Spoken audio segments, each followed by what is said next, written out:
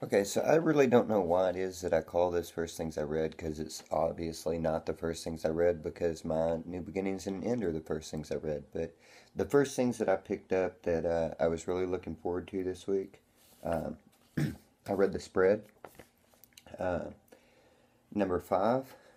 It's been a minute since we got an issue of this, but it was well worth the wait. This issue was awesome. Um, No finally said some words other than no, which was cool. I loved it whenever he was all like, shut the fuck up. That was freaking awesome. Like, all he says is no forever and ever and ever, and then just all of a sudden, out of nowhere down here, shut the fuck up. It's freaking awesome. But, yeah, loving the spread. Love Justin Jordan. Um, I think that I like Dark Gods better than I like the spread by Justin Jordan. Um, Dark Gods is kind of the same book, but I think it has a better story. That's a who is that from? I think it's from Avatar. Dark Gods is, but they're both really good. Spread is fantastic.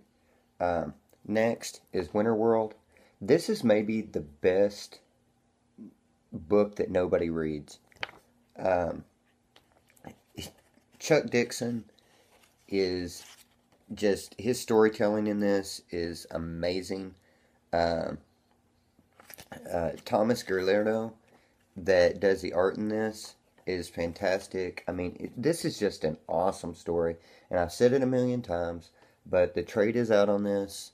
Um, Highly recommend that anybody go out and pick this up and trade because Winter World has just been just nonstop, just a great story. Every issue is great. It's one of my favorite things that I read each month, and I'm glad that they finally got back on schedule because there for a second they were a little behind schedule on those books. So, that's awesome. Next, I read issue 3 on Apocalypse. This book is great, but it is maybe the hardest book in the world for me to try to explain what it's about. I've tried several times on Twitter to explain to people what Apocalypse is about. It's a time travel book. There are these people that are, I can't remember what they're called, like resinkers or something, that are like the time police, and they're trying to stop this guy who is the salesman who is jumping through time, selling technology from different times. The time stream is all screwed up, and they're trying to realign the time stream, but they can't do that with all this jumping around that's going on and these things that aren't where they're supposed to be. And yeah, I can't really sum this book up as far as what it is. Um, Jonathan Hennessy, that writes this, you know, um, I think is doing a really good job. I believe this is his first book that he's written, um, and I mean, it's really good. It keeps me guessing.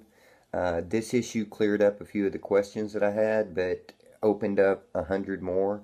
So yeah, this is a limited series. I don't know whether or not it's 5 or 6 issues, but it's really, really good. It's gonna really be something to try to wrap up in 5 issues, which I'm pretty sure that they can just be like, "Bam, here's the reason," and I'll be like, "Oh, I was an idiot. Now I need to go back and read the whole series."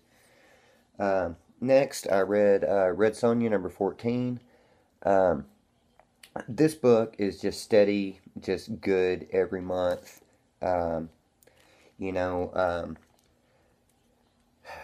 I love Gail Simone, um, and this has been a really, really good series. I've always wanted to like Red Sonja, but I've never really been a fan of Red Sonja. And kind of like with Conan, I've never really been a fan of Conan either. But this Red Sonja title, and then the Conan Red Sonja crossover thing that her and Jim Zub are doing, has kind of got me into Conan. Um, and then there was a Gru Conan crossover that I really enjoyed. So maybe somebody will eventually write a Conan book that'll be as good as Red Sonja. But this has just steadily been good. Uh, the first 12 issues of this were basically one arc with her going out and trying to round up all these people to try to get some slaves freed. and you know, a little bit of backstory of her fighting in the slave pits. And I guess the first story arc actually was her fighting in slave pits, and then after that, after her and her the girl that was in there with her, the second story arc was actually her going out and getting all of the different people. But this arc, she can't forgive. One of the things that I've been kind of down on Red Sonja is that she's not actually being the she-devil and going out there and killing. And in this, she has no forgiveness, so all she does is kill. And yeah, it's been pretty sweet. And I love this freaking cover. I've loved all these freaking Sonja variant covers. The regular covers are great too.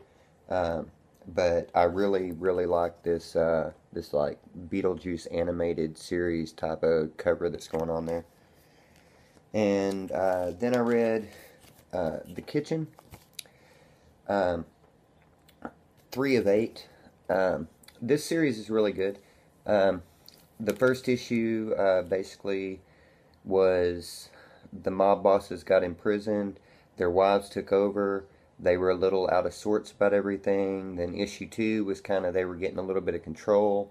Issue 3, yeah, they totally pretty much are getting control over everything that's going on. They might not agree with everything they have to do, but they're doing it.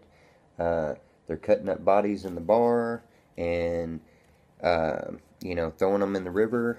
And yeah, I really didn't think that when I started reading this that I was going to like it as much as I did. I mean, I knew that I was going to like Ming Doyle's art in it, and I knew that I was going to like Jody Belair's coloring, but the actual story in this has really been fantastic. And you know, who is it? Masters.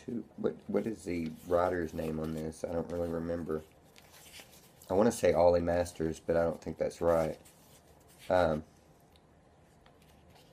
oh, it is Ollie Masters. Okay, yeah, Ollie Masters that does this. Yeah, his kitchen has just been fantastic. I don't see. I mean, I've seen several people pick it up, but not that many. Um, and I just think it's a great title. I mean, Vertigo's got a lot of good titles going out there right now. So anyway, I'm gonna get off here and I guess finally make myself read Rumble. Anyway.